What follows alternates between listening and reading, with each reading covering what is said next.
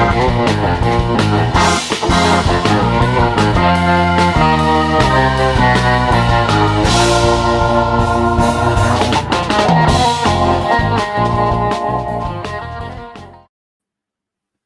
what's going on tonight? Let me get these screens right. What's happening tonight? It is Tuesday night. It's 8 p.m. on the East Coast. My name's Adam. This is the Proper Royals channel, and this is Proper Royals Live. We do this every Tuesday night. We always have a guest, not always, usually have a guest on. Sometimes I go solo. And tonight we got Ken from Primal Scales going to join the show here very, very shortly, right after the announcements and kind of the welcome and all that stuff. So thank y'all for being here.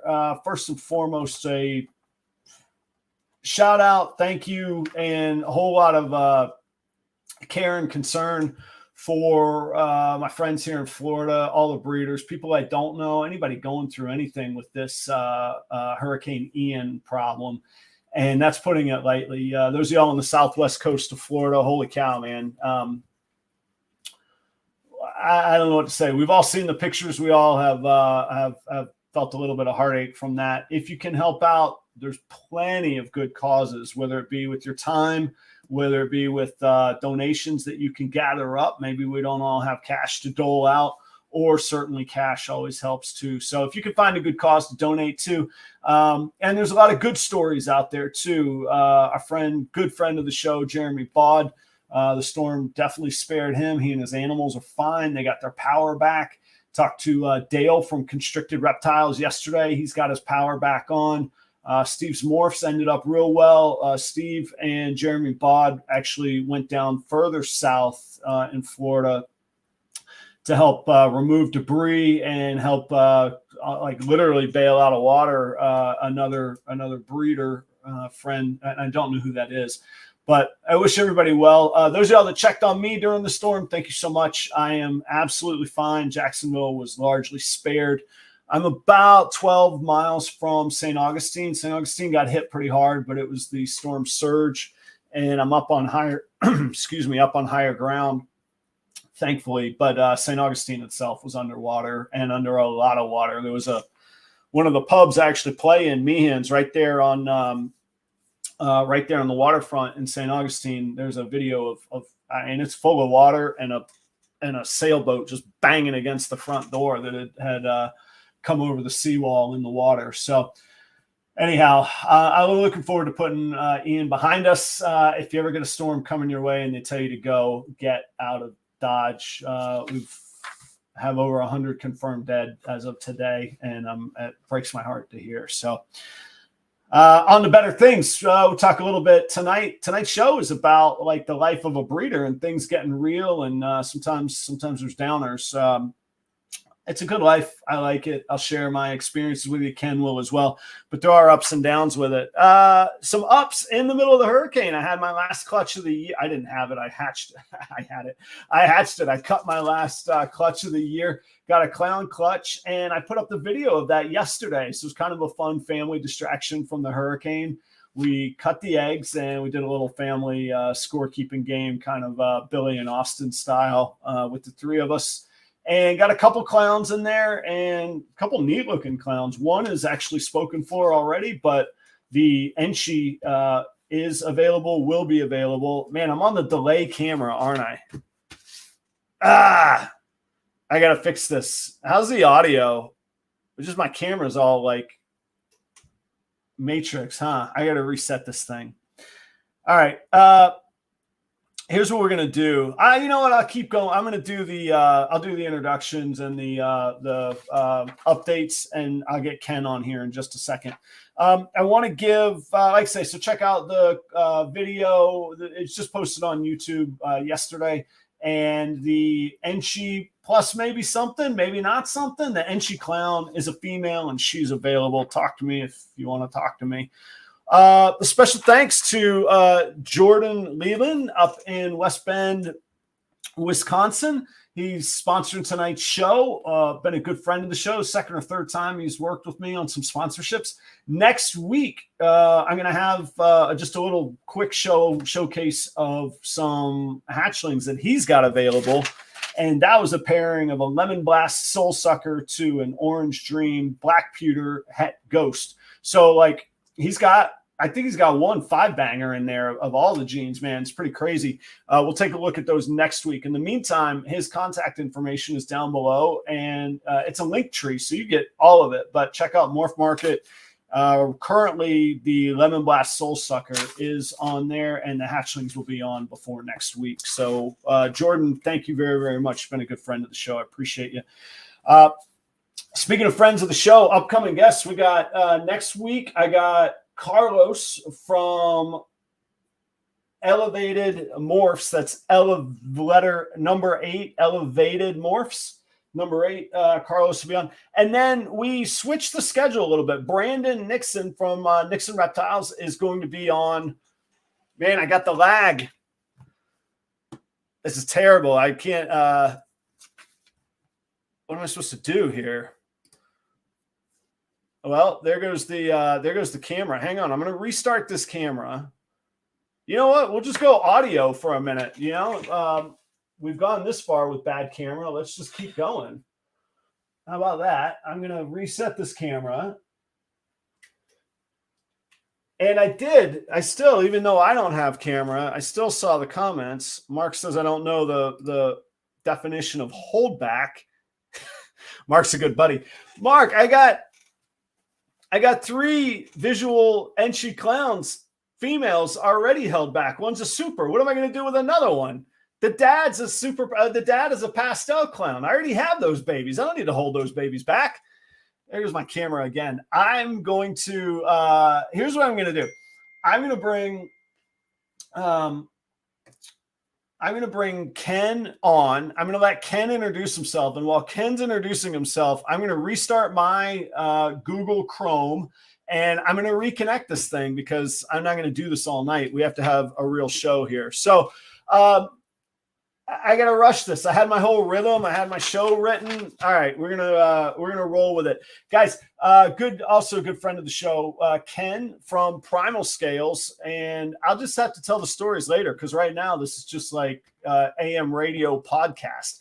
Go and welcome to the proper royal stage, Ken from Primal Scales. Ken, how you doing, man?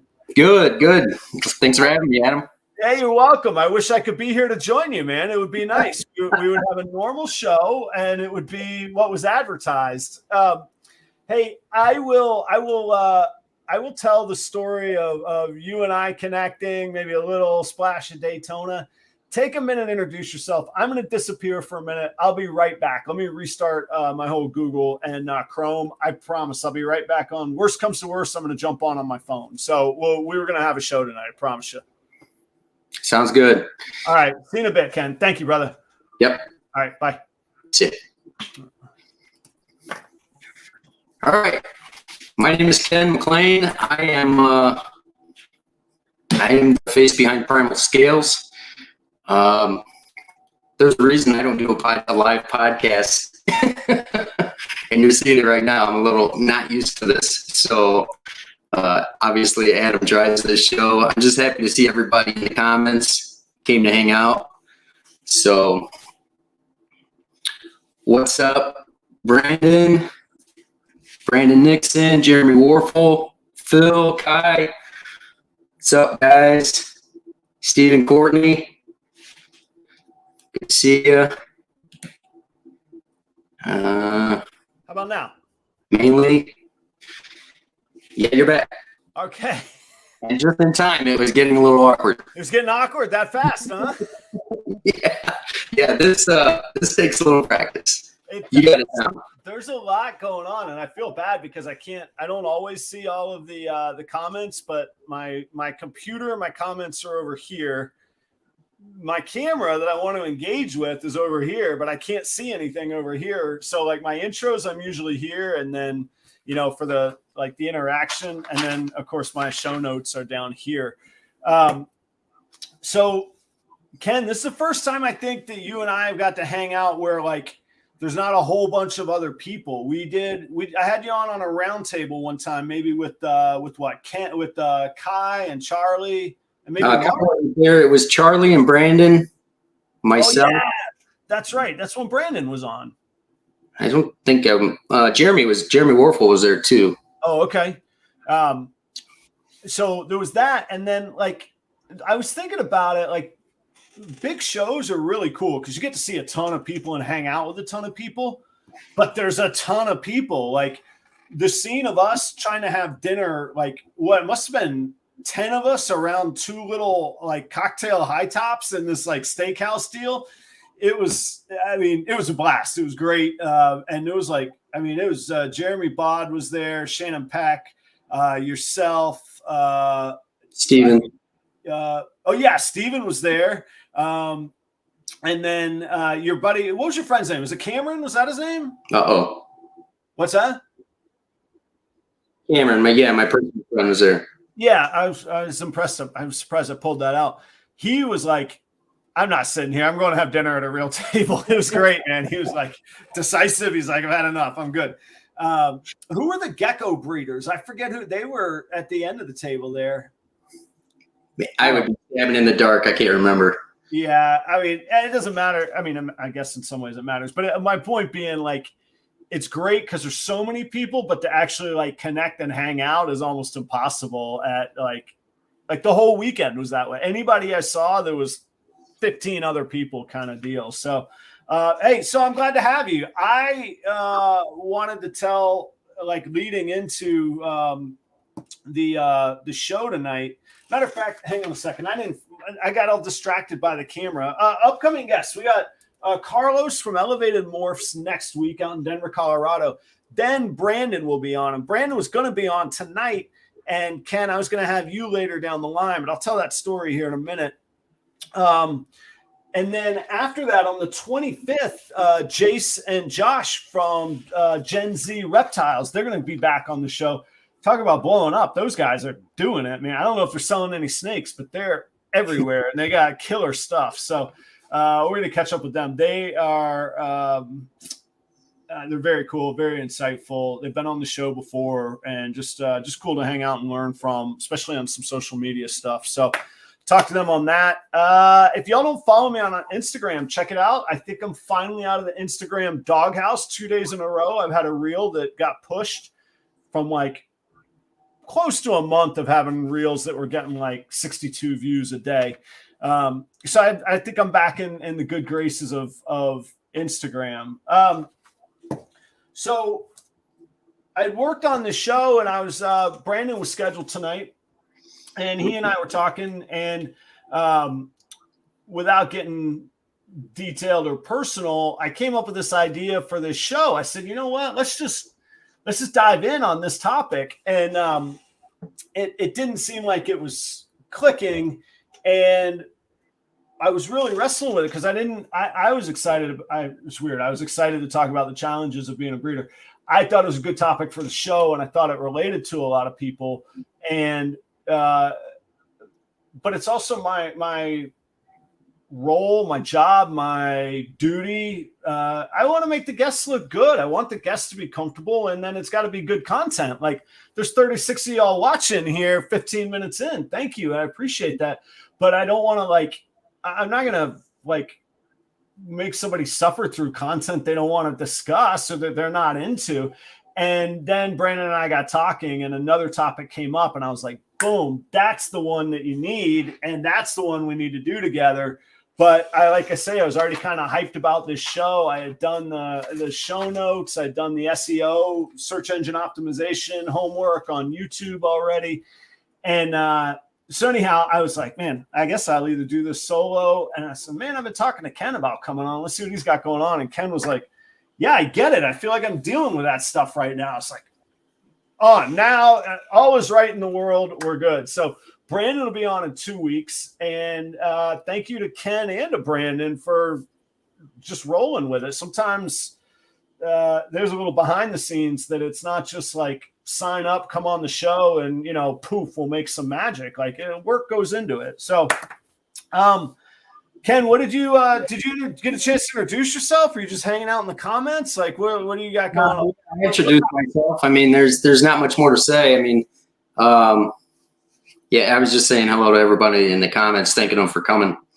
Yeah. So remind me where you're in Illinois, just outside of Tinley. Is that correct? Or No, I'm in Northwest Indiana. okay. And yeah, I'm about an hour from Tinley, though. I live right at the south tip of Lake Michigan. Okay, cool. And are you going to be at Tinley this weekend? Oh, yeah. Okay, cool, man. Cool. Yeah. You bringing any snakes up there or picking up anything? I'm not taking anything up there. You might take something home, though. I don't get anything up, but it's Tinley. So yeah, exactly. Yeah, I never planned to either. Oh, my camera is out again. This, guys, I'm really sorry. This is going to drive me absolutely bonkers. Let's see if I can get it back. There we go. I guess at worst, I'll just keep doing that. Yeah, like you don't. Yeah, that's the thing with shows. My wife is always like, yeah, okay, I'll see you when you come bring a snake home. And I'm like, no, it's like going to the pub. I'm like, I'm just gonna stop in for a beer. She's like, yeah, I'll see you in about 5 hours. I'm like, no, this is just one, you know. Yeah. Just one. Yeah, so, no, it's hard, especially if you find. I mean, I don't go there shopping for deals necessarily. I'm looking for the right animals all the time, but sometimes you don't know the right animal until you see it. And then you see the right price and you're like, God put me here for a reason. Right. Yeah. Like, what are the odds of me even being alive on this earth and this moment in time right here, right now in front of this animal? And what do you know? I have the money to buy it. Like, okay, cool. That's right. Yeah. So, give us some stats, just not for like, well, I mean, you can flex if you want to, but not for flex it, but for like just context, especially with our conversation today. How many snakes do you have in your collection that you're working with? What's sort of your scope of your operation right now? So right now I've got about 60 animals in the house, but close to half of those are hatchlings. Okay. This season. So, and I'm looking to move about 25 of those. I got probably more holdbacks than what I intended when the season started, but that's the problem with, everybody says when you start out, like, work with what you like. But the problem with that is you produce these animals and then you don't want to get rid of them. And you know, you need them in order to progress. So you're almost better off working with what you don't like. Then you have no problem getting rid of them all, right? Then it's easy, huh? And so how many clutches did you have this year? I had 6. Yeah. I tried for 8 and I ended up with 6. Yeah. Oh, that's way better odds. I've been both of the past 2 years, I've been right on the 50% mark, man. I got to get better. And Brandon tells me every time I talk to him, he's like, get an ultrasound. That's what you need. So it's on the list. I'm going to get it. To Mark's point about me not holding much back, like that's the ultrasound fund. I gotta come up with some money for the ultrasound. And I am a believer in getting the good stuff. So, I mean, I want one that's accurate and that I can use. So, it's on the list, but time and breeding season don't wait for anybody. So we're pretty close here now. Well, so while we're on the topic of your hatchlings, tell us about a couple of your clutches and a couple of your projects that you got going. So I hit big on the clown pied. My clown pied clutch. I had one clown pied clutch, and it was a visual het to het visual. Yeah. Basically, I hope that makes sense to everybody. I'm sure it does. But so I had 50-50 odds on hitting a visual for each. Yep. And it turned out really well. Yeah, that's like the sweet spot of the pairing, because that allows you to get other codums in, but you don't have to have the 2 double visuals either.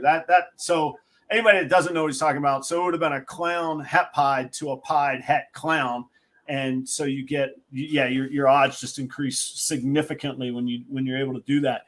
No joke, no lie, no nonsense here. When you posted, and I told you on Instagram that day, when you posted that clutch of those clown pieds, man, I've said it before, they don't generally do much for me, that combination, until I saw yours, man. Later in the show, we got to take a look at one of those, man. You've got one that's low white, and the pattern from the head stretches through the body, man. It's fantastic. I'm a believer now. I'm back on the clown pied train after seeing that snake. Yeah. Not only that, but I killed the odds overall because I believe in that pairing. I could be wrong, but I think it's 1 to 4 of hitting the double visual. Yeah, you would have a 25% chance. Yeah. Right. And I hit out of 5 eggs, I hit 3 double visuals. Oh man. 2 are females. One is an unbelievable looking male. And then the other 2 of the clutch, I hit a pied het clown male and a leopard clown het pied female. Man. So single visuals that are 100% het, or the other 2. Yeah, because you would have had the same 25% odds of hitting visuals. I mean, not normal visual normals. I had a 50% chance of hitting a single visual, but the worst I could have done in the clutch was hit a double het, and I hit 0. That's what I'm saying. You had a 25% chance of hitting just a double het. Yeah. I think somebody check my math, but that's what I'm thinking off the top of my head. But that is, Jeremy Warfel said, yeah, that's Phil's type of. Phil is just throw them in, see what happens. Poof, yeah. You want some double visuals? Got them. Here you go, right there. Yeah. My only concern is that I didn't use it all up in my first, my second clutch. Actually, it's my ever, but my second clutch of the season. I would be happy for my mojo to be used up on double visuals, man. I've been doling out the mojo to the guy. Like I've been making my sacrifices. My time's coming. So you still have more left? You said? No, my last clutch actually just hatched out. Okay. That was the one I was most excited about going into the season. It's a double het clutch, but I had a chance of proving my female. So it was a super inchy clown het hypo male to a blackhead genetic stripe 66% pos het hypo female. So I was going for the G-stripe clown project, wanting to make double hets. I thought if she proves het hypo, I might hit a hypo. Again, out of 7 eggs, I hit 3 visual hypos. Yeah. I didn't want to spoil it. I saw the Instagram post. Yeah. It just came out like just a few days ago. And I hit, I hit the all gene animal. I hit a hypo black hen sheet, double het G-stripe clown that I'm holding back. It's a male. So I've already got a female in that project growing up. She's at about 1,000 grands. I'm hoping by next season he'll be ready, and maybe it'll time out right for the 2 of them. Nice. Well, I hope so for you, man. That's cool to be. And how many seasons in breeding is this for you? This is my second. Yeah, that's killer. Yeah, you're hatching double visuals on your second year, man. Yeah. And I only bred 1 clutch last year, so. Congratulations. That's killer, man. So we're in the scope of things, like you and I are on a pretty similar path. So I just finished my second season with the hatchlings. Right now I'm at about 90 animals. And all joking aside that, Mark said, but I'll be selling most of them. I hit a few that I'm going to hold back. My 2 Axanthics I'm going to hold back. I'm going to keep a couple of the Mojave hypos. I do have some plans for those.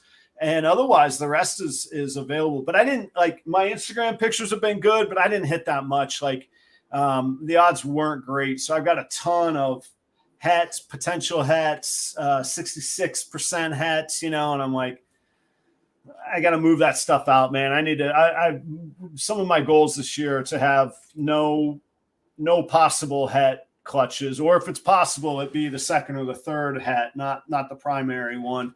And I want to move out things that are not in a recessive project. So just straight codoms. I want to, once I've made hets with them, I'm going to move those on as well. So that's kind of where I'm at right now, and tightening up some things, really kind of trying to consolidate, because that leads into some of the things we're talking about now. The work involved, man, if it's the same amount of work to produce a clutch of double visuals, now it takes longer. I realize that, but I mean, just day to day, snake to snake, it's the same amount of work to produce a normal as it is a double visual on those 2 parents. Man, I want to put my time towards towards the double visuals, and the recessive projects. So I went through that like a lot of people do. I went through that buy everything stage, kid in a candy store. I want this, I want that. That's cool. And then one day you go, well, what am I going to do with all of this stuff? The other thing for me was that I bought a big collection, not big at all. Matter of fact, big for me. I went from 17 snakes to 40 snakes, or maybe 20. No, it was 23 and I bought 27. So I went from 23 to 50 snakes overnight. And that's had a pretty steep learning curve this year on caring for animals, the time that goes into it, the effort that goes into it. So talk a little bit about your routine. What's your daily routine like when it comes to snakes, work, that kind of thing? So I'm a 4 a.m. guy. I'm up early.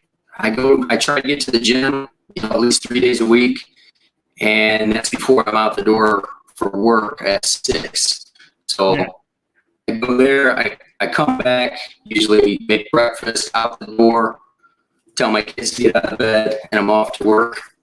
And I work like about 60 hours a week, Saturdays, 6 days a week, 10-hour days for the most part.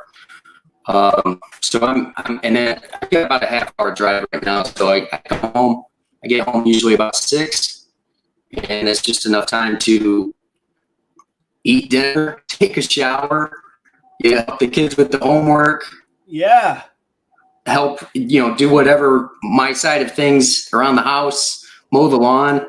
I mean, honestly, the time that I have in here is in the morning when I first wake up, when I'm drinking coffee before I go out the door, or like after the kids are in bed, I come down here, try to take care of a few things because as well as anybody that it piles up fast. If you don't stay on top of things, if you don't clean a couple of tubs a day, then by the weekend you've got, all of them to clean, Not to mention, like, for me, this isn't critical of anybody else, but like, I can't stand the idea of my animals sitting there and waste. I wouldn't do that to my dog. I wouldn't do it to, I got frogs. I used to have fish. You gotta clean them. Like that's their world. I wouldn't do it to my kid or me. So yeah, and that's the big thing. I'm sipping coffee in the morning. I'm scanning all the drawers for turds. Yeah, and doing what I can. Yeah, in every direction. But like you were saying earlier, you love it. Or else it would be work if you didn't love it. So. Yeah. It's busy, but it's fun. Where does do you care to share what you do for work, or you rather not? That's up to you. No, I don't mind sharing. So I'm a union carpenter. Oh, gotcha. Okay. By trade, I've got 23 years in. Yeah. And but I work for a bridge building company, mostly on the highways, building bridges. I'm a superintendent. Gotcha. So, man, that's a lot of work. Like both hours wise, but also like physically, like you're doing the work. So you must have, I'm just doing some quick math here. You must have a different sleep habit than I have. I am an absolute, like, nearly to the minute, 7.5 to 8 hours a night. Like I could go forever on that, but I got to have that kind of thing. You got to be sleeping less than that though, huh? No, I'm usually in bed by 8:39 on a good night. Okay, so thank you for being on the show then tonight. Oh, you got an hour though to go on me. Yeah, you're an hour ahead of me there, but I'm good. I can stay up late, just not every night. That's all. Yeah. So my routine is similar, but it's delayed. So like my wake up, and like I said, I'm a man of routine. So right now my wake up is 6:45. 10:45 to 11 o'clock at night, I'm in bed. But most morning, I mean, you and I were working on Instagram this morning at 7 a.m. my time. So like I'm having coffee and I'm doing my morning, all my social media posts are done immediately in the morning. And then actually what I've done lately is I've shifted my work earlier. So by 8 o'clock, I'm at this desk doing my office work. And that averages only, I say only, but it's only between 6 and 8 hours a day. So a lot of times I'm done by 2 o'clock or so in the afternoon. And that's usually my cleaning time. 2-3 hours in the afternoon, I'll work on that or planning or feeding. And then my son gets home, and in that time is still, writing shows, booking guests. Speaking of booking shows, I'm trying to book music gigs as well as the other part of what I do on top of what we're talking about. And all of those things, if you let them falter, the snakes get out of hand. I've got no gigs October and November scheduled right now because I took a few weeks off thinking everything was going great back in May. There's like a 5-6 month window out. So I'm stacked December to April, but because I relaxed in April, now I'm going, man, I got nothing going on in October, November. So I'm actually going to kind of pound the pavement a little bit, figuratively speaking, and try and pick up some last minute gigs, which are the worst, but yeah, I don't know how to do all that. It's hard for me to post a picture to Instagram every day, I'll be honest. And part of that is, here's the thing, like, too, on this, I don't have to tell you, but that stuff doesn't just take 5 seconds. No. You want to try to make sure the lighting's good. You're picking the right song. If you're making a reel, you're trying to get the right angle on the animal that won't be still. It takes a minute. Yeah. And then stupid things that, like, I got mad the other morning because the sun wasn't up yet. Like, I like natural daylight, and I have this routine that by like 7:05, I've been up 20 minutes. I have my coffee. I picked what snake I'm going to step outside with and take a picture in the sun. And I'm like, my routine's off, man. I got to switch it around. I got to wait till 7:25, or I got to wait for the time to change. But these like stupid things, but we're like literally, and this isn't just snake breeders. This is anybody working other than this is life. This is getting the kids to school, going to work, figuring out when you're going to grocery shop, cooking dinner. This is anything. So I don't think that I'm, special because we're throwing in snake breeding with it, but like, I'm such a creature of habit, and I'm like, all of these things can be controlled. I just got to do it right. And then now the sun's coming up at a different time. Like, this is nonsense, man. Yeah. I'm definitely guilty of, like, in life in general, piling a bunch of stuff on my plate and then trying to figure out how to do it all. But I enjoy it all. And if I didn't have this, I'd fill that with something else. There's always something. Yeah. I told actually I call him my boss, but the company that hires me, he said something about my gigs on Friday nights. He's like, man, you work all week and you go play a gig. And I'm like, well, I'm going to go to a bar and have a drink. I may as well get paid and play some music while I'm doing it. It's the old, if you can find out how to monetize what you love, suddenly it doesn't feel like work anymore. And that's probably like my biggest driving force. So I think everybody kind of knows, like, for me, my goal is to make ball pythons one of my primary income streams. I'm finding that's harder and harder and going to be a bigger challenge, although I'm excited about it still. But between music, ball pythons, and then real estate, rental properties, I really like rental properties as well. I think between those three in the next 3 to 5 years, really hopefully 2 to 3 years, but certainly 3 to 5 years, I think I can make that work. But figuring out how to do that is kind of what drives me. But what's your goal on that? It sounds like you're pretty situated, and I don't know, but you said it pretty proudly about how long you've been working in your career. Is that something you're sticking with, or is there a yeah, no, definitely. No, definitely. I'm happy with my career, and I'm too far in now to lose the gains I've got. But I'm hoping that 10 years I can retire early. I'd like to have something else to do. Yeah. A side hustle. I'm not trying to have. I even when I retire, I don't know that I'll have 20 clutches a season. Yeah. This season has been a real learning experience as far as the time that it takes for these animals add up fast when you're hatching eggs. They add up fast, and if they're not moving fast, then you got to feed them all. Yeah. It gets complicated quick. So I don't know that any more than 20 clutches, even when I retire, would be like, it sounds like a big job to me. I don't know how others do it, to be honest. Well, and I think people are driven in different ways. Like, I'm the kind of person that, like, retire to me means I do what I want on my own terms, which means I'll probably work 4 different businesses under my name rather than being employed by somebody else. Like,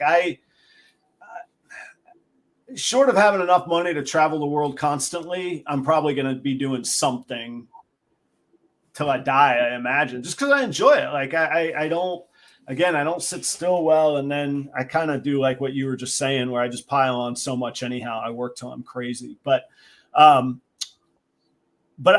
I think I would do it. And I don't know. I like the challenge of figuring things out. So, like, this whole business model, it's paying for itself at the moment. And I can see more and more of a horizon of how it'll pay more and more. And I love that part of figuring it out. It'd be a different story if, say, I was in a horrible situation where I didn't feel secure in my financial situation, or I suddenly lost a job that I was living paycheck to paycheck on. That would be a whole different story for snakes. I don't. Then it would have to go fully back into the hobby bucket if I could do it at all, versus kind of how I'm treating it right now. So it is the extra work, because I've got to do all the work to be able to make sure I can afford that in the first place. And then that affords me the time to be able to figure out how to go do it. But to your point about the little ones adding up, as well as just what we do every day adding up, that's why I talk so much about efficiency. Like, right now, the biggest waste of time in my life is this rack that I have that has locking lid tubs. The difference between a slide out tub and a tub that you have to take out, unlock, and to get into, to get water in, to check on the snake, to feed it, it's maddening. I got 20 snakes in these locking lid. I got to pull every one of them out, open it, look in there. I'm about ready to smash that hatchling rack. So, like, I've got like my list of that I have to purchase, like ultrasound. I need a new computer, and that hatchling rack is going in the garbage this year, or somebody else. It's a great starter. I mean, it got me where I'm at. It can go on to the next person, but that thing, all those little things start becoming so valuable that we figure out how to do, What are some efficiency things or time saving things, or things that you learned along the way that you had to change, or that you just had those moments where you're like, if I don't fix this, man, this is gonna break me time wise? Well, one for me, what it felt like, and maybe I just didn't have a good system. I know you've been you're good on the frozen thawed stuff, Yeah. but that for me, when I had about 5 or 6 animals, Yeah. and I was going in there with a thawed rat for each one and wondering, is it me or is it you? Yeah. It didn't take. I was like, and then there would be times where I was short on time, and I would just get a couple of live ones and throw them in there, and they seemed to just take them right away. And I thought, I'm done with this. I'm done with this frozen thawed thing, But so that was one early on that I was just like, I don't know how I would ever do this with so many animals. I think now, if I was to reapproach that, I could conquer it, but that was one early on for me. I would say there's the old, like, sometimes it's better to be lucky than good, or you don't know what order you come in on that. So I could very well have gotten lucky off the bat. Once I was confident I could do it, though, like, those snakes are conditioned now. I mean, it takes far longer to heat them up, and just like, I just have to make sure I don't forget them while I'm heating them up on the heater, which I don't, but yeah, otherwise mine go. And actually, I got a lot of my hatchlings on this week I got a bunch of hatchlings on frozen thawed, so I was pretty happy with that. But yeah, that's a good example though of yeah, if it ain't happening and you're stuck wondering, like, the way you put it, is it you or is it me, is a great way. Like, is there something wrong with the snake, or is there something wrong with what I'm doing? And you can make it work live, and it works for you, then by all means. I'm certainly not one of these folks that's going to beat anybody up for feeding live. And I do feed. I got I mean, Tito will tell you, I buy about 11 sub-adults from him every week, and then my hatchlings I buy. So I do have some that I just haven't. It was just easier to say, all right, I got to get this snake growing. So the ones that I've had a deadline or a goal for that I have a challenge with, I just go ahead and give them the ASFs. But like I say, out of 60 or so adults, there's about 10 of them that I use that for. And again, if I give them a year off or some time off, I would go to frozen thawed on them. I think for sure I'd be more efficient in it now, but also too, I mean, there's certain animals, like I think once you get used to opening their tubs and seeing them, which ones would take a thawed rat. And then as far as the hatchlings go, I think most of them would latch onto my finger if I let them, because they're halfway out of the tub before I can get something in it. Yeah. A lot of them are, and those are like the good ones. I've got about half and half this year of ones that are just like, do you even know what your mouth is for? And then other ones, like you say, they're just on it kind of thing. Yeah. Hey, I gotta say thanks to Will and Audra from Flawless Exotic Creations. Thank you very, very much. Those of y'all that don't know, any super chats, contributions go to feeding the rats. So that was or feeding the snakes rats. So it was a very timely contribution. Thank you. Check out their both their gecko operation and their ball pythons, man. They got you're gonna know them if you don't know them now. Flawless Exotic Creations. Let me see. Definitely need to enjoy the process and the hobby. Yeah, for sure. Maximizing your projects and investments while keeping it food also maximizes your return. I think food's a typo there, but I think keeping improving as you go, and obviously holding back the better stuff that's going to move you along will, for sure. What are some things that, like, if you care to share or want to or whatever, but what are some things that like get you down or drive you nuts or like, have you ever had a time where you're like, what am I doing? I've got 60 freaking snakes and I got a 60-hour-a-week job and a family and blah, blah, blah, everything else, man. Do you have those moments? No, not, but I'm real careful. I'm real careful with this social media. Like, I know it's necessary, but I could see myself getting burnt out on that grind, and that would become a job for me. Yeah. And then I would have that attitude. So I take it in stride. Whatever I can do with my time is what I do with my time. I'm not gonna kill myself. I care more about the animals than I do the social media, which I'm sure everyone would say that, but it's, my time is I put it to where it needs to go first. And then if I've got time for the other things, I try to put it out as much as I can, but I'm not overexpending myself, because that I'll burn out fast. Yeah, that's a great topic. Let's talk about that for a minute, because you and I are looking at it from a little bit of a different perspective. For me, I see it as my responsibility to my business, not to my, I don't think so much of myself that it's a responsibility to my fans. I'm not saying that. That's not me. That's not the case. I appreciate everybody, and I do want to keep that going, but I don't think that there are people that are like, man, where's Adam's post today? That's not the case. But I do think it's part of my business plan. And so I'm a real believer in do, all the million little things right, and you come out with the big correct thing. It's like, I don't know what the construction analogy would be. If you build a house on, 89 and 91 degree angles, after a while, you might get away with one or two of those, but you build a whole house on that, it's going to fall apart, man. You gotta have the 90-degree angles. And I see figuring out social media as one of those things. The other thing that I see it as is I'm at this pivotal point right now where I kind of put a stake in the ground, and I resigned. I quit my job a year and a half ago, and they, by all rights, should have just let me walk away. And they were kind enough to say, well, what if you could do everything that you want to do and you could still stay on in a limited capacity? It'll cost you some money, but maybe there's a middle ground, which has been the most amazing thing. But if I'm going to take less money somewhere else, I damn well better be bettering myself in another area. I do fine, but I'm not doing fine enough to not care about, my income and to just give stuff away or to let it go away. So I see that as that's part of the work. That's part of the job that I have to do. And the other part of it is that I think it'll be applicable to whether it be my music or with some of my consulting stuff. Any restaurant needs to have a way to differentiate themselves. And I joke with people, but I'm serious.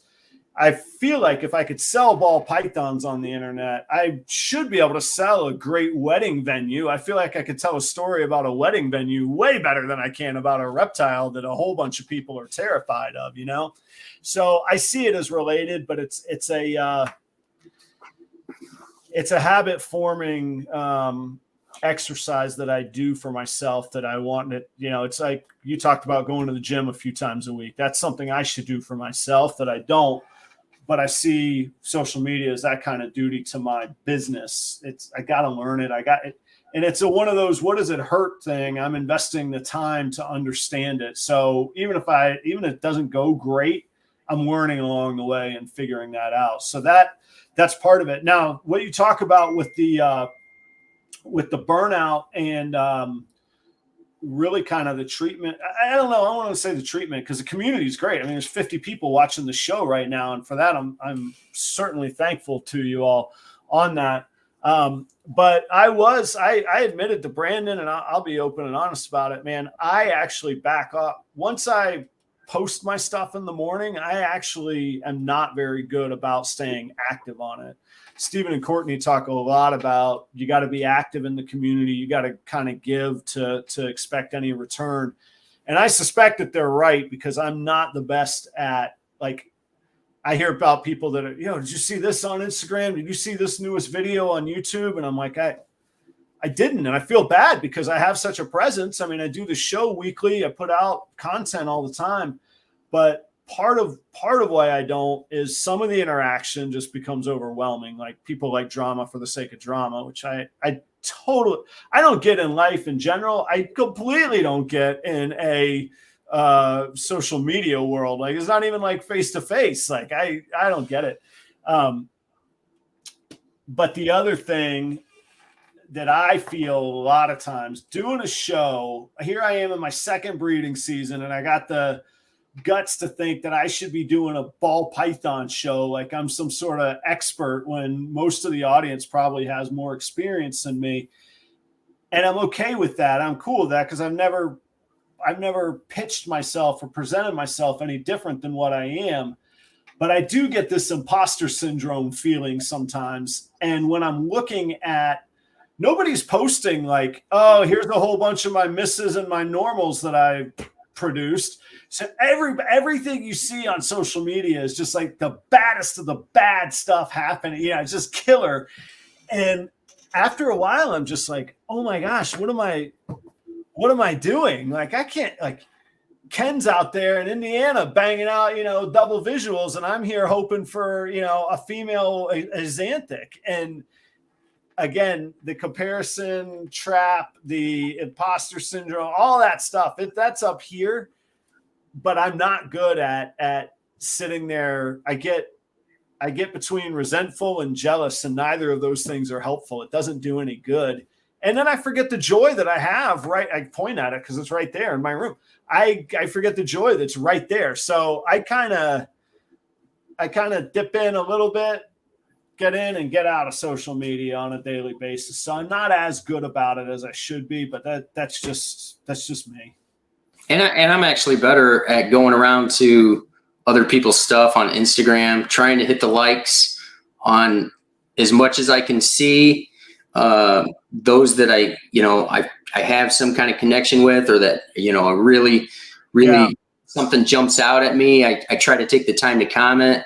If people are commenting on my videos, I try to make sure I'm hitting them back, as much as I can.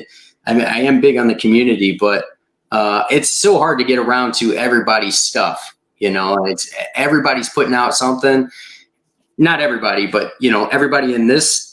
Like we know each other. Yeah, everybody's putting out something, and you just, it it doesn't all pop up in the feed all the time. And then sometimes I'll see somebody's logo and I'll think, I haven't shown them any love in a long time. So I'm going to seek them out, you know, see what they're up to and try to catch up a little bit, but it's tough.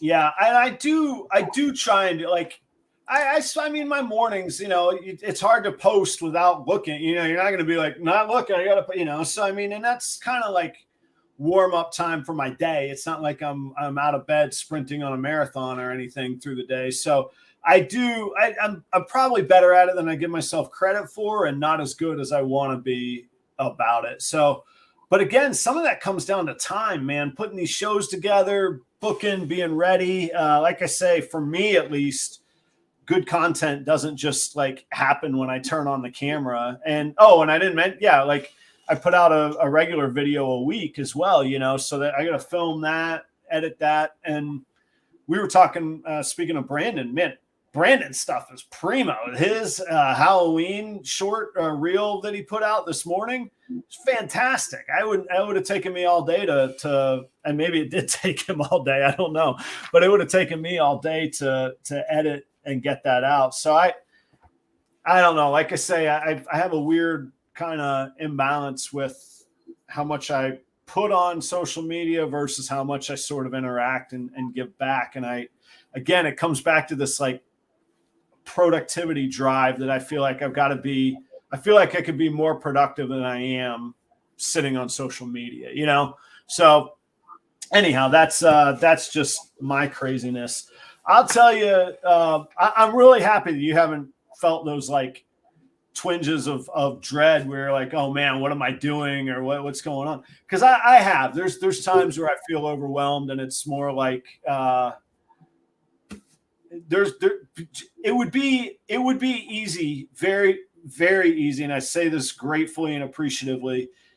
It would be very easy for me to drop this to just go back to making that a hobby, and just go get a job running restaurants again. My network here in Jacksonville is good. I've turned down some really killer jobs because I do want to pursue this, and that does make me happy, and it is what I want to do.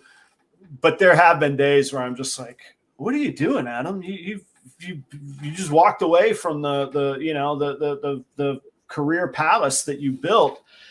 But it's because I wasn't happy, man. I wasn't home having dinner with my son. I wasn't home seeing my wife on, there's only so many Christmases I could say, hey guys, we got to hurry this up because I got to get into work today. Like, I don't want to do that. I would rather clean snake poop than do that. And I'm like thrilled and happy to do it.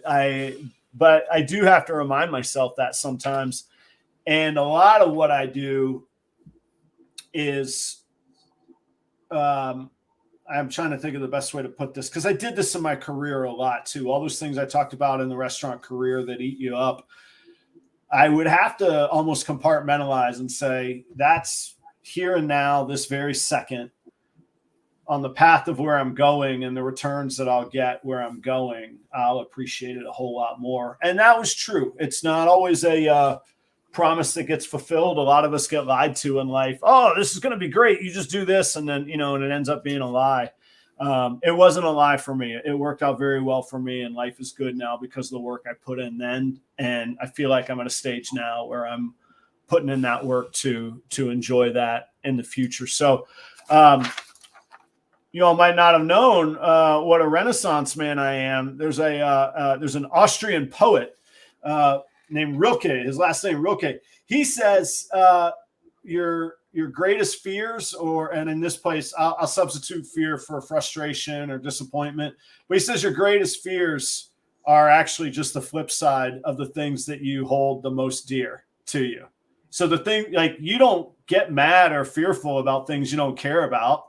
But the things you care the most about are what you get the most disappointed about or the most frustrated about. And I remind myself of that too. When I'm just feeling that way, I'm like, Adam, you're just feeling this way because you want it so bad. And then I'm like, oh yeah, I'm going to go get it, man. There we go. So that's kind of me, how I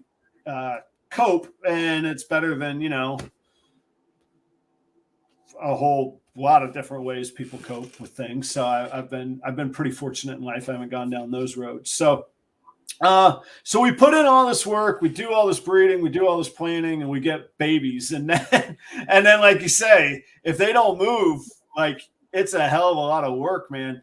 So what strategies have you used, or what do you work on as far as how do you sell animals, and what have you found that has worked for you? Well, I try to get around to shows, whether they're local, a pet shop. I try to interact with people and just make conversation with them. That's on the real, local level. I'm sorry. I was looking at the comments. Did you say you go to the pet shops and kind of? I go to one local pet shop, yeah, and I interact with people there. I just make conversation with them. Are you cool with the pet shop? Like, are they cool with you? Or, yeah, I've sold him animals. Yeah. Okay. All right. So they know you on that. Yeah, and if I'm needing a rat real bad, he gives them to me at cost nearly. So I got a pretty good relationship over there. So okay. All right. Sorry why I jumped in. I was like, I have to ask you about this. I was buying a guitar off of Craigslist, and I was like, you know what? Let's go to this local guitar store. We'll meet there, and we could test out the guitar and the amp and all that. And man, that shop owner lost it. He was like, this isn't your place of business. You're not paying me rent. Get out of here. I was like, whoa. And since then, I've never because I've thought about I got a pretty active exotic pet shop here in Jacksonville. I was like, maybe I could go, do a little work there. I was like, no, I learned that lesson from that guitar shop. That's why I was like, wait a minute, I got to ask you about this. No, I'm really conscious of that. I try to do it in a very low key, kind of respectful way. It's not my main drive for going. Okay. So you're not like going there like, okay, I'm going to go to work for 3 hours down at the neighbor's pet shop. Huh? What happened? There, you're back now. Okay. And then that usually leads into them asking me what I do. And I say, I breed ball pythons. And then I lost you again. Customer, but I send people to that pet shop to buy rodents because they bought snakes off of me. Yeah. So we have a mutual relationship. It's working out pretty good for both of us, I'd say.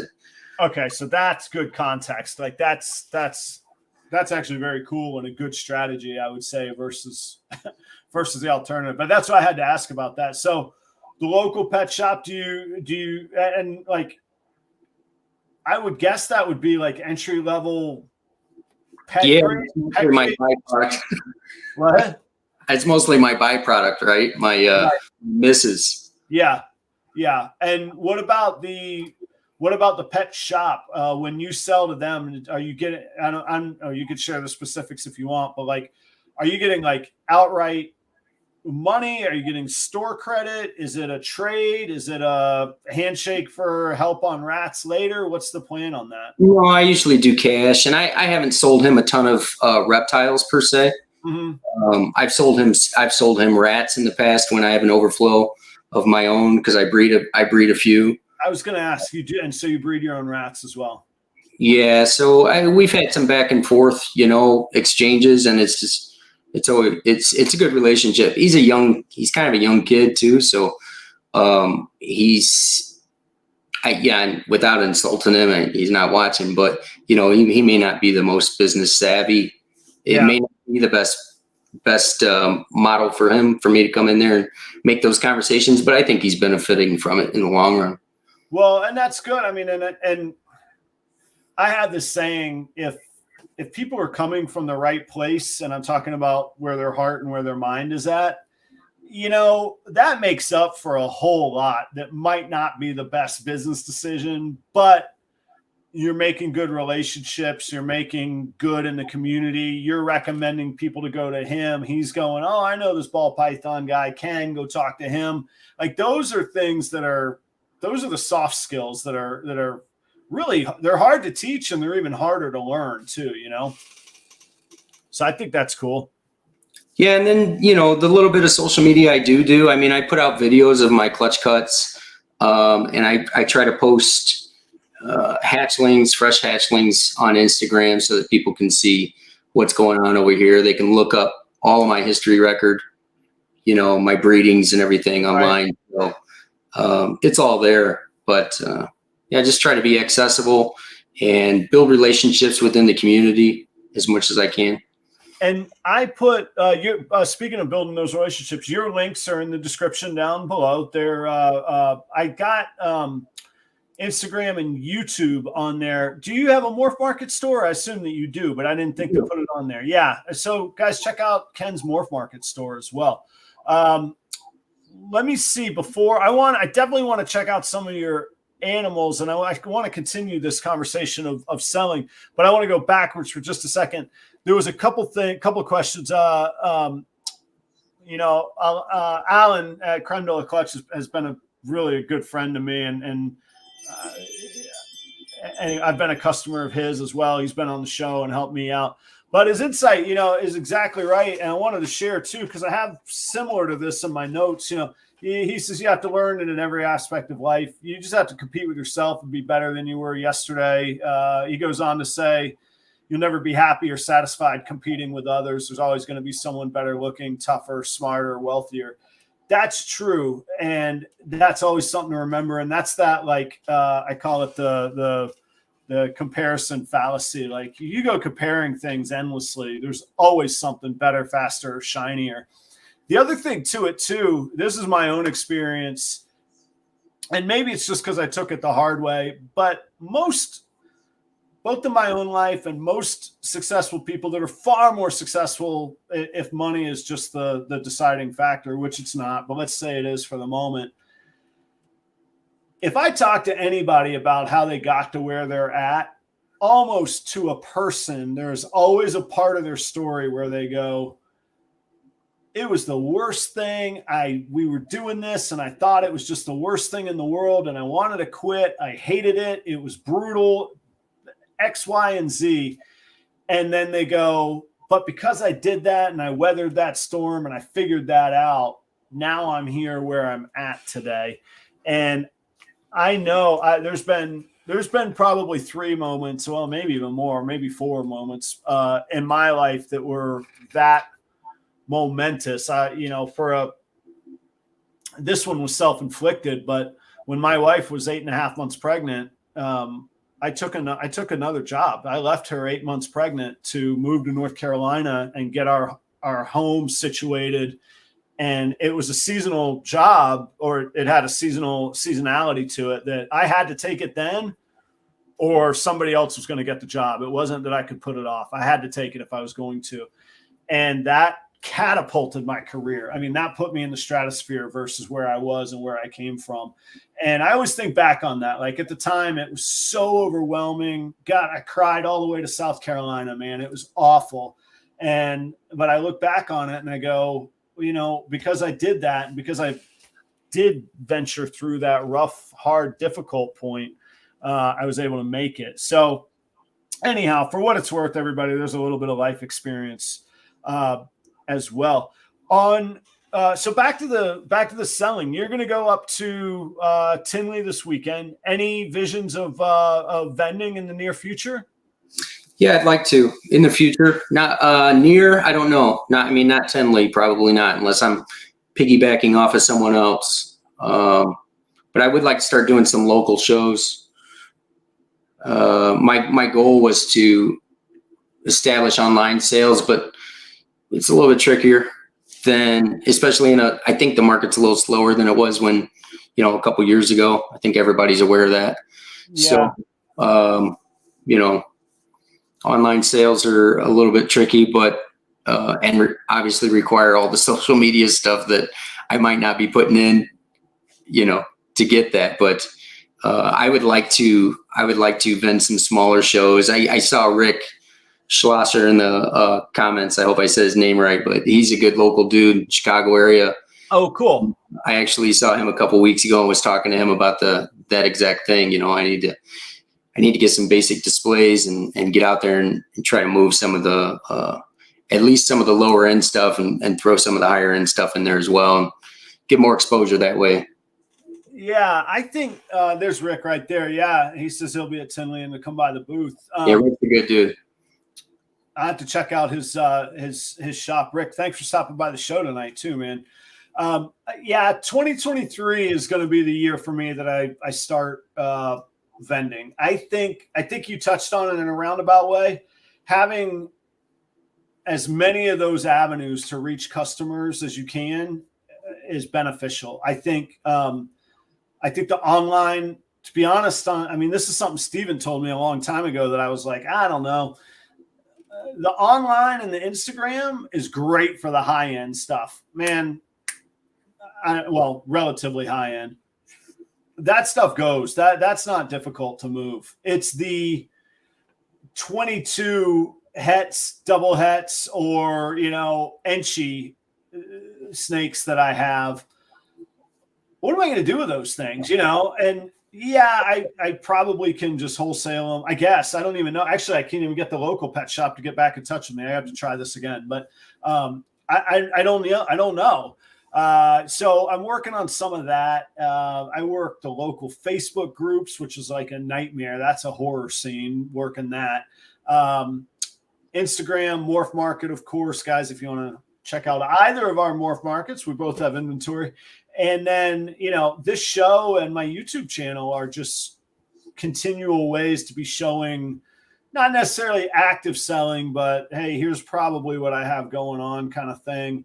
And I'm still learning on Instagram, man. Like, I'm so shell shocked right now on Instagram what I'm allowed to say and not say. Like, I just don't even say it. I just post it now, and I'm just like, here's what it is. Like, basically, if you see a picture on Instagram, you probably got a 2/3 to 3/4 chance that I'm probably trying to sell it. So, like, let me know if people see it. But it was. Yeah, it's a little bit of a challenge. Charlie Reagan, Renee, I got to look back. Yeah. There's a lot of the pandemic breeders are hitting their stride. Like, the market's flooded with all the new people that started, myself included, in the pandemic. So hopefully, I'll be on the other side of that when the market, weeds those folks out as well that don't make it. But yeah, it's a bit of a challenge. And I know also there's uncertainty in the world right now. I mean, today and the last yesterday too, we're incredible days on the market. But I mean, it's been just a slaughterhouse this year on the stock market. Inflation obviously is raging. For gas prices have just now come down, and then a hurricane just hit, kind of thing. Like, we all got stuff that might be working against buying snakes, for sure. So it is a challenge. I expected it to be worse, though. I've been pleasantly surprised at being able to move, a few animals as easily as I have, pretty quickly. So, it's. I think that there's enough to be optimistic about. I think if you're in the right projects, and that's.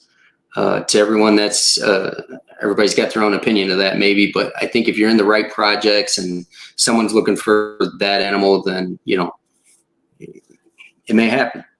Yeah, I have been blown away by the sheer number. I get I'm just in awe of how many snake owners and collectors there are out there to even sustain some kind of community like this, to sustain Morph Market. I mean, for Barczyk to have 3 million plus followers, it's madness. I'm going to stop my camera and restart it real fast here. It's crazy. And I still don't quite have my head around just the scope and the magnitude of what we're a part of. But I have found just what you're saying. The buyers are out there. The buyers come around. It might take longer, but they come around. But I mean, it's amazing. There's a demand for every stage of the game. I just got an email. Do you have any VPI Xanthic hets? Yes, I do. I'll be talking to them very shortly.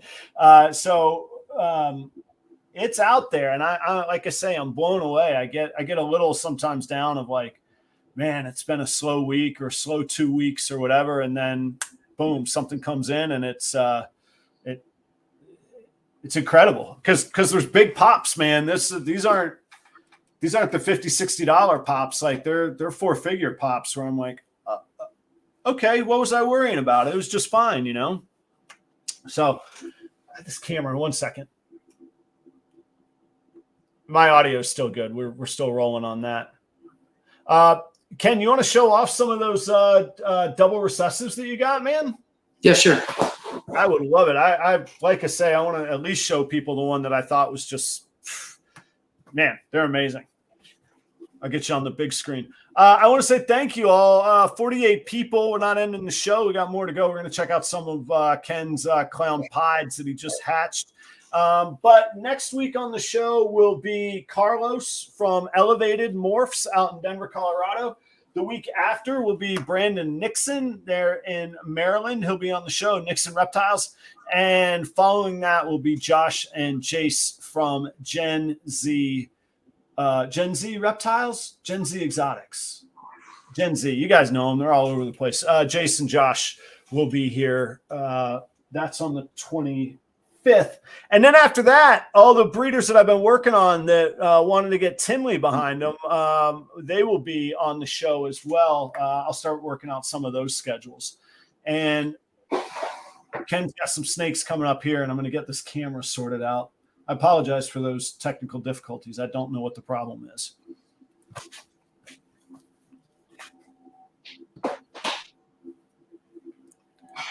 Yeah, Charlie, I agree. You said in the right project, one snake sale a month is a killer month.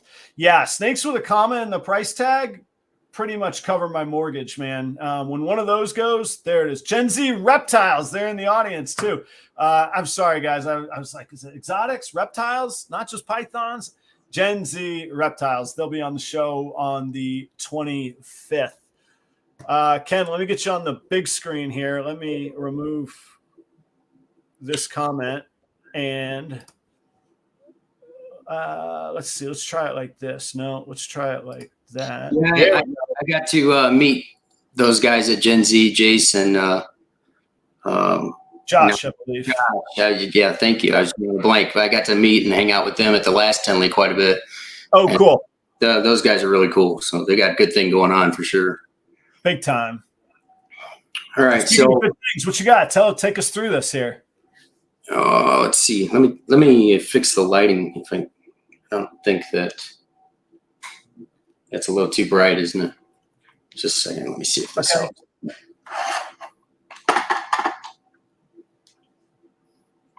I don't know if that's going to help or make it worse, but yeah, there you go. So see that one. Yeah, go ahead.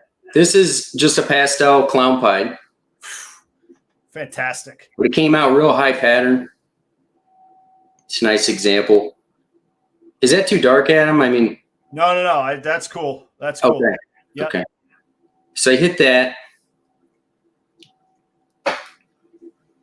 I believe this to be the all gener.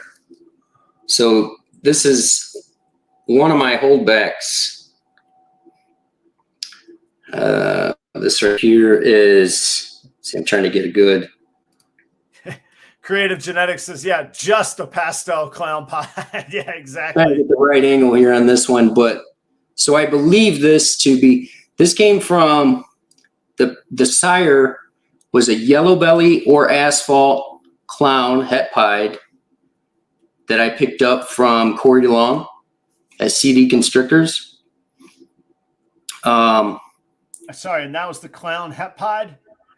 That was the clown het pied male. Yeah. I actually bought two of those hoping that one would prove asphalt. Yeah.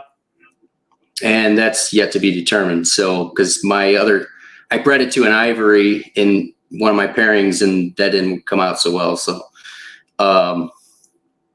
anyway, so yellow belly or asphalt clown het pied male bred to a pastel leopard pied het clown.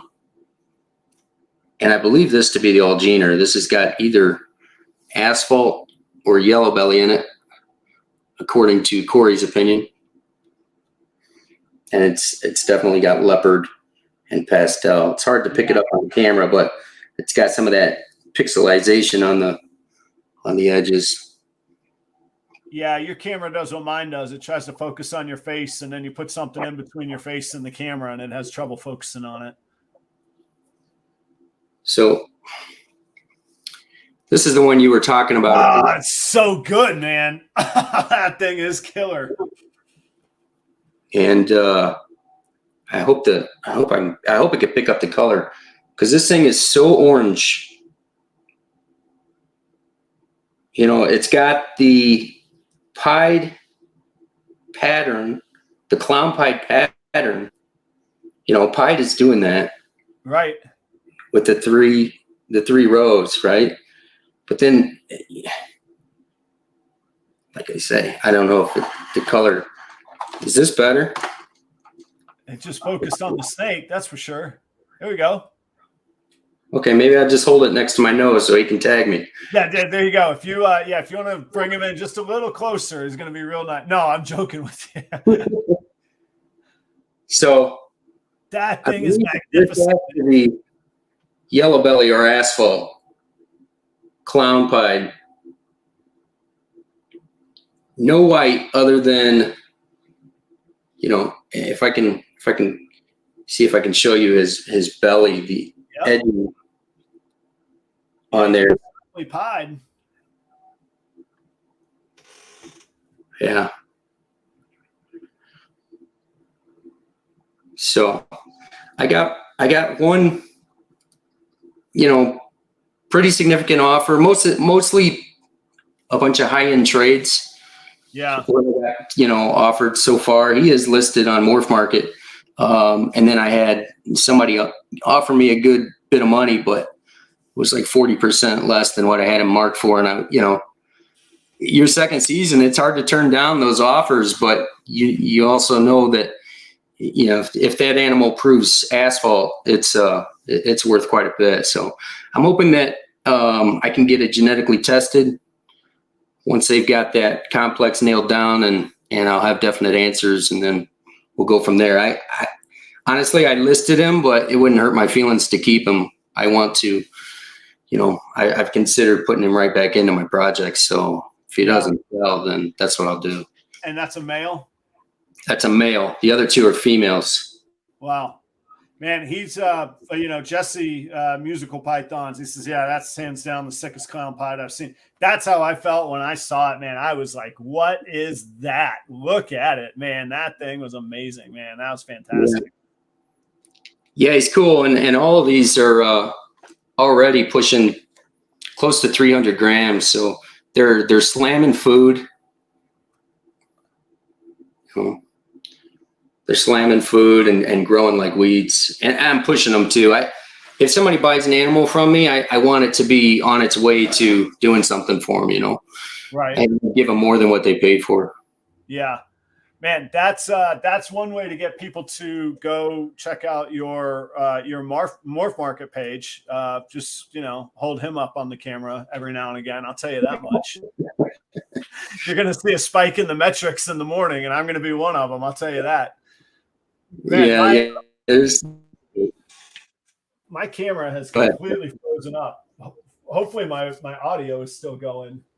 You know what I'm going to do? I'm just going to switch to my webcam, I think. All right. If that freezes one more time, I'm just going to switch to my camera, my computer camera. You all see how I, you know, without the glam shot.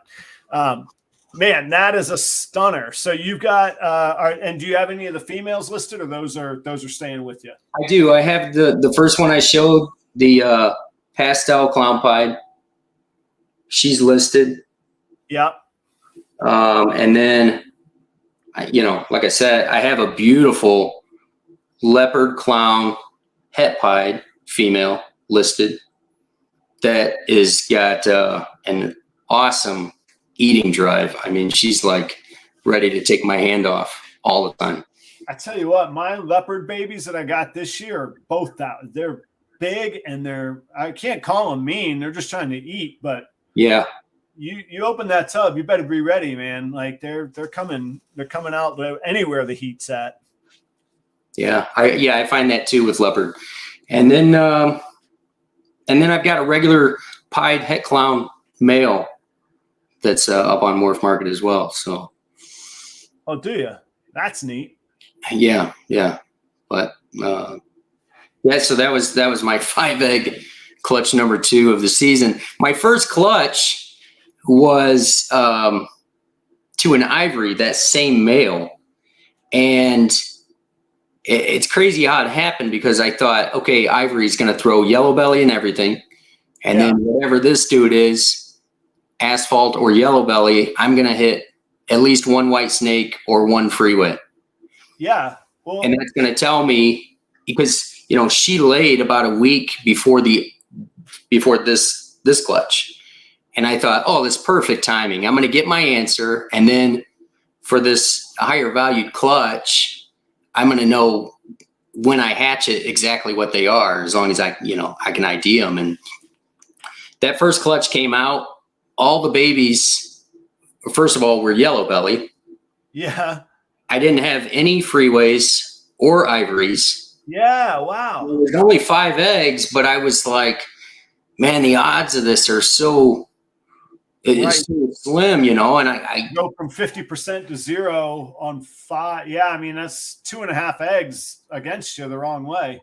And if I hadn't bought it from somebody with a strong reputation and somebody who's dealt a lot, like in the past with the Freeway project, yeah, I would have been like, what is going on? And I actually was texting Corey about it, asking him, and I felt a little bit bad. I didn't want to accuse him, but I was like, hey, are we sure that this has got, Is it possible? Yeah, right. and he told me plenty of stories of how he's had worse odds, and how the clutch isn't enough to, make a clear cut conclusion on that animal. And he backed it up 100%. He said that animal is 100% what I sold it as. And, I was just left wondering. So. Right. But that's cool to keep up with the breeders and be able to have like there's an art to that. You're a customer and you're right to be able to ask, and there's a right way to handle it as a seller that is not being a jerk, for lack of a better word, too. And that's always good when I hear of those relationships. It's also important. I mean, it's also a good lesson just to keep up with the people that you buy from as well, because those things will come up and those questions will come up, and it's a sticky part of our world that we're in, because that's going to go with it. There's going to be times where that happens, and there's going to be mistakes that are made too. Well, yeah, and then once I hatched this clutch, and this male popped out, then I'm going, well, clearly it's clown pied. It's not pastel. It's not leopard. Those are the only other codoms in the pairing. You don't think it's leopard? It's absolutely not leopard. No, okay. It doesn't have the head stamp of a leopard. No, the head doesn't, but the rest of their body reminded me of it some. Yeah, leopard clowns have a pretty distinguishable head stamp. But I don't think there's any question in anybody's mind with this color and the dark outline around the edges of the pattern, that this has to have yellow belly or asphalt in it, right? Yeah, I mean, I think so. It's something like you say, with the color. So, man, that's just such a killer animal, man. That's incredible. And I thought it would brown out a little bit more. I know it's still young, but I thought by now a lot of that color would fade, and actually these flames keep opening up and getting oranger. Well, that's another indication of yellow belly or asphalt too. Right. So.